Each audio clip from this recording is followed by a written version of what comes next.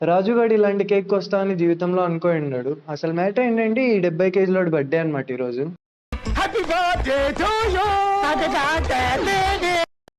అసలు మ్యాటర్ ఏంటంటే ఈ రోజు రాజుగాడి బర్త్డేని పొద్దున్నే లేచి సుధిగాడికి కాల్ చేసి కేక్ తీసుకొని రారా అంటే వాడేమో చెప్పినట్టే తీసుకొని రాలేదు.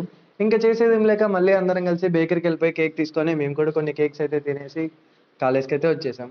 ఇంకా రావడమే కేక్ కట్ చేద్దాం అనుకుంటే వాడికంటే ముందు మేమే ఉన్నాం అనమాట. ఎందుకంటే కేక్ దొబ్బి తిందామని చెప్పేసి. అదేంటో కానీ రాజుగాడి బర్త్డే కేక్ కొద్దామంటే ఏదో ఒకటి మర్చిపోతున్నాం మేమైతే. ఈసారి మ్యాచ్ బాక్స్ మర్చిపోయి క్యాండిల్ వెలిగేయడం అయితే మర్చిపోయాం.